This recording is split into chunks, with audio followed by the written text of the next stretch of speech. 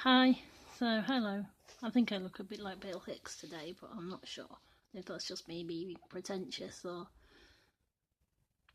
don't know, just me. Um, John Belushi? Nah. The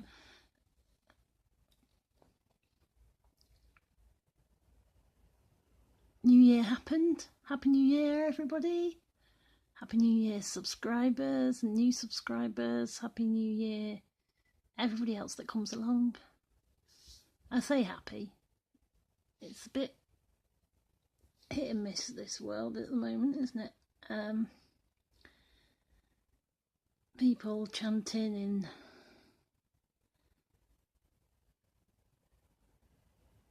the world. I mean, I've been part of the same culture that Livingston talked about, that where people call jumped up pompous people little Hitlers and things like that. But this is 2019, but at the same time,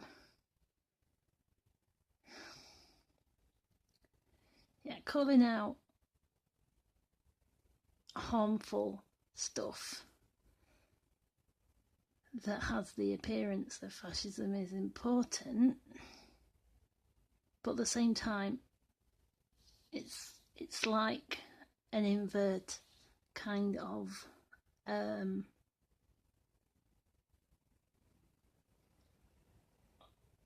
othering. It's a kind of appropriation and symbolic use of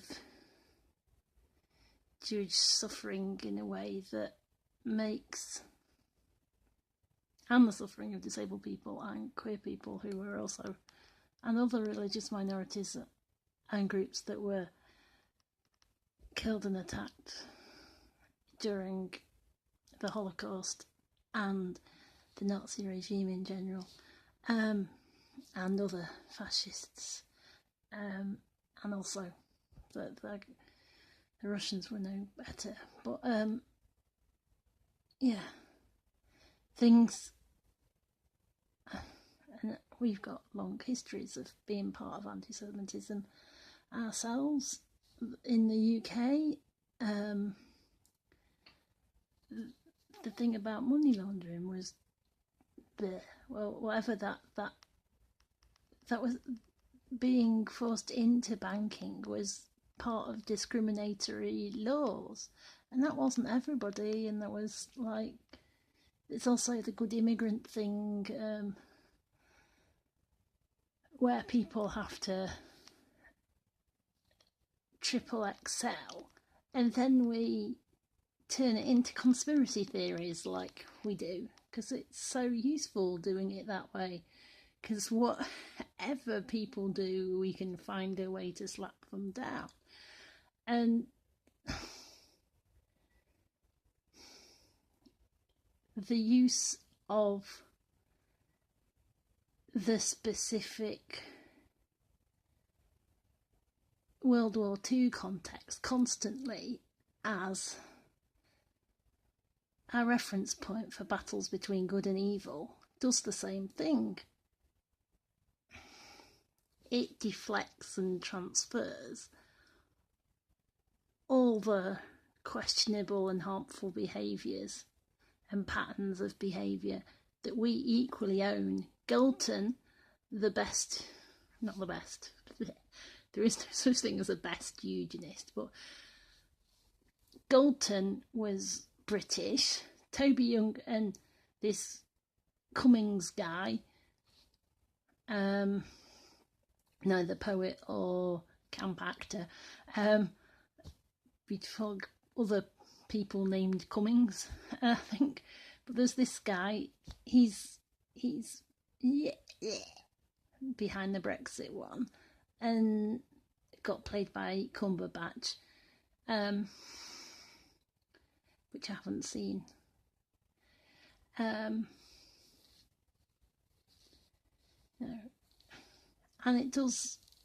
it's being used as this sort of tennis racket tennis match kind of chant. He's a Nazi, no, he's a Nazi, no, he's a Nazi. It's, who needs Nazis? Who needs war? What is it good for? It's, but those people chanting it, I got confused to start with. I thought it might have been left-wingers, but it's annoying on Twitter. There are people going like, but Anna Soubry is a Nazi. There's, well, not quite, but, well, yeah, there is some people doing that. So my long, overly done thread covering all these subjects wasn't totally wasted. Not that I've just spammed it at people doing that. It's just this long, elaborate thread, and then at the bottom says, oh, I got it wrong. I didn't actually know who those people were, but I did say at the start I didn't know who they were, but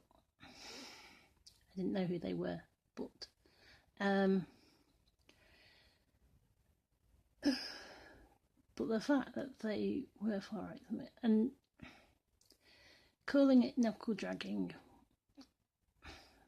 isn't a lot better. The guys who were criticising Owen Jones should have been more sympathetic because he was being harassed and bullied and accused of bullying by people who were obviously bullying him and who had also been bullying other people like Dawn Foster and Femi. And it was just...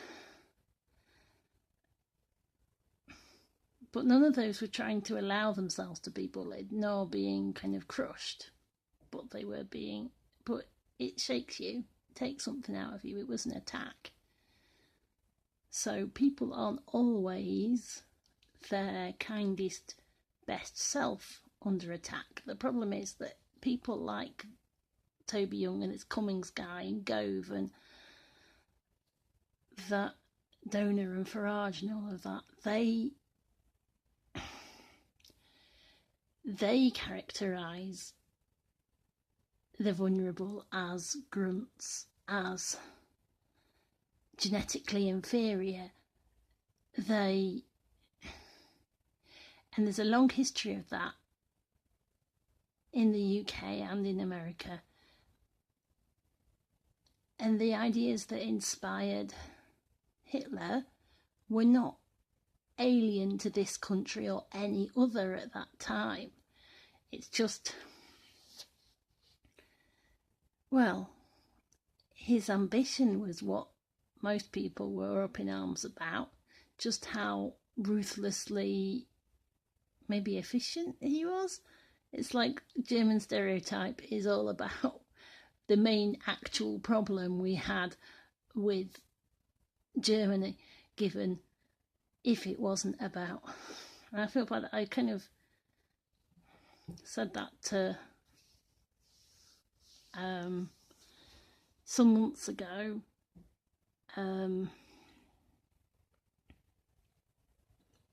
Before he died, before he was in his last illness, I think.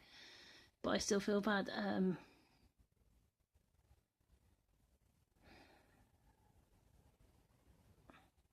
Harry said, Harry's Last Stand, Harry, called someone a moron. And I said it, something about it, they're not just fighting against the ambition, were they? Because, and I feel bad that I picked him up on that.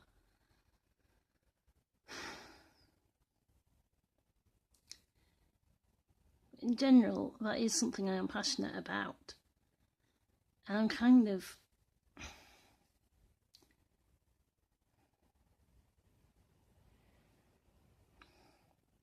the idea that even the people that bullied me when I was at school and used to wind me up, they were a mixed bunch. But, yeah.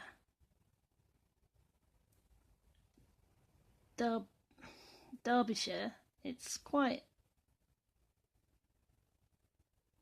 not a hugely middle class area, but it is as well. It's a mixed bunch. The school and the people that I hung out with, we weren't ultra middle class or anything, and the people that bullied me weren't ultra middle class, and but some of them were. Some of them were working class, some of them were middle class. It was...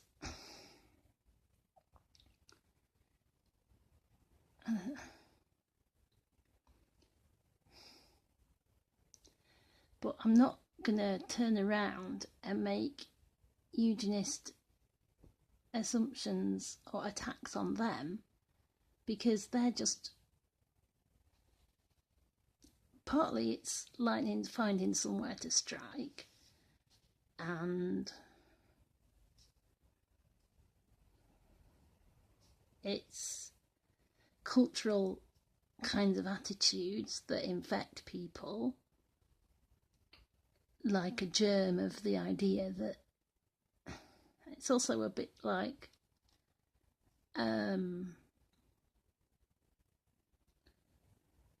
an immune system, or like a body pushing out a thorn. So we don't have to be like that, but that, I think, was how people acted with me. I was also like a one-armed bandit. This is my one-armed bandit impression. Anyway, I'm leaning on my elbows. It's not easy. There's people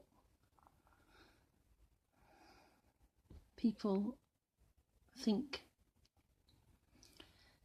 about quirks and differences of other people, and they'll kind of push at them or learn them and work out how not to upset people. But when they get too many, or when something that they really don't understand happens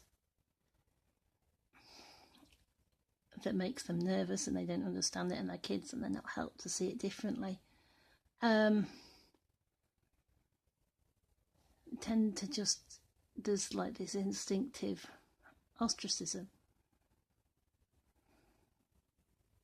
and that isn't how it has to be, and that doesn't mean that you are truthfully represented by that,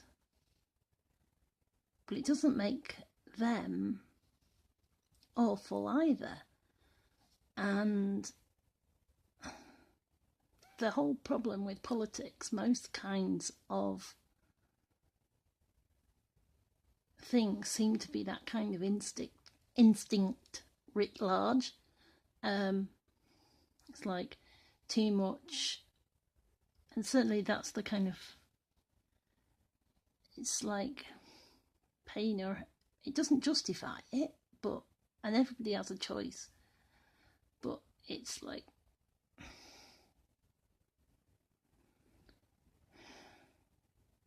pain or something kind of being outwardly processed, but without a sense of the humanity of the other person, or their suffering. It's a kind of, I don't know, situational sociopathy or something. And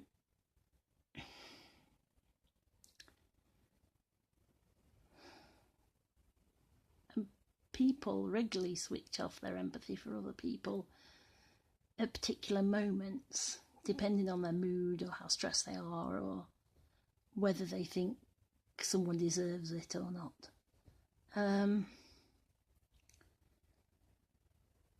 Or whether they're focusing on something in particular. It's always a matter of degree.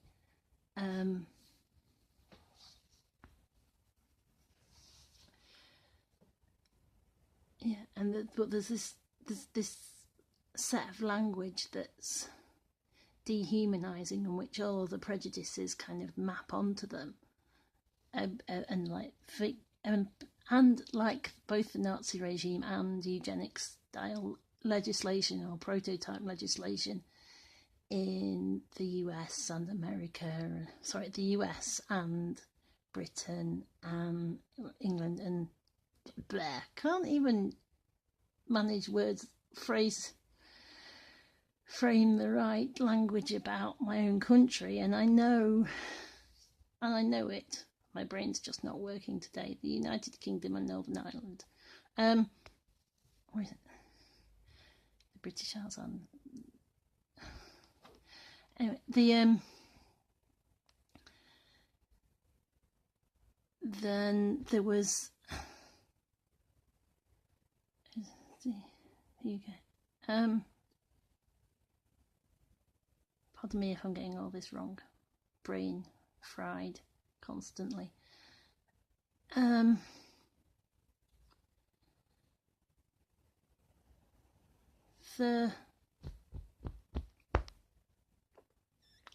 Yes.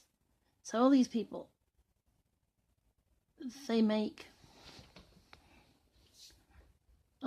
in the past and now, in some cases, make, and the Russians did it with some kind of definitions of schizophrenia that was basically being a dissident. Or kind of, maybe, I suppose, like me, I mean, but not a kind of definition that was somewhere between kind of like artist dissident and kind of slightly mercurial aspy kind of political person.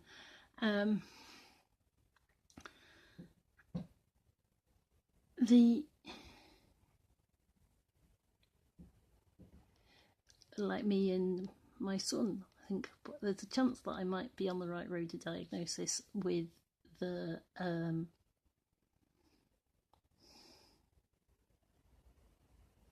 things that the CPM was saying before Christmas, and that's a bit of a tangent, but an important one for updates. But yeah, and the comparison to the Russian thing and the use of ableism or labels in general in not just in authoritarian othering and scapegoating and attack and prejudice is an important question. Related to that some family members have expressed concern about. And definitely I think at school as well. I don't know what to say except that I think, certainly for my son, I don't think he's going to face that same sort of problem because he's so bright, and most places, and he manages so well, he manages so much better than I did at school, and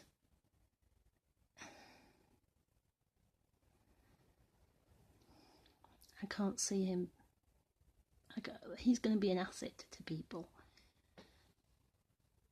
Not that I want him to be, and he would let himself be an asset to the right people, hopefully. So fingers crossed. It's his journey, but I'm doing my best, or maybe not, but trying. There's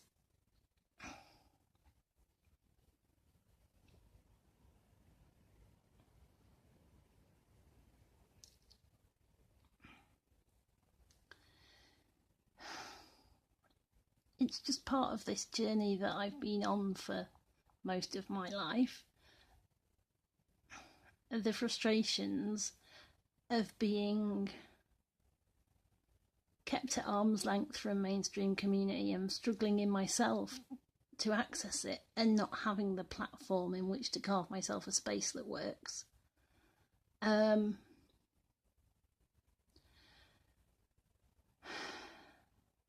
seeing the relationships between these things that other people do that have this kind of label that opens doors for them. Because jam jars have labels for a reason, but you can't know what the preserve is until you taste it. And a door has a handle. There's things that we have that are tools that are useful, but that can also be put to bad use. I think maybe that's a good point to end my video on, because I've just hit 20 minutes.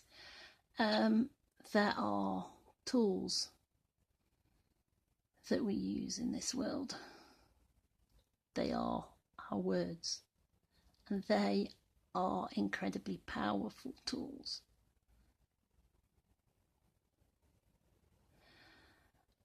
And for all the evil and disagreeable harm in the world, we need to be careful of what we identify and where we identify as the harm being, what we identify as harm, and what we identify it with. We need to look at the problems, not the people, and not confuse facts like conflating cognitive performance with primitivism or morality, because yeah, that's basically the whole colonial lie, isn't it? But then people say things and do things when they're stressed because it's so ingrained in us. And in the same way, me talking to Harry about that, an old man on his last legs, is not ideal either.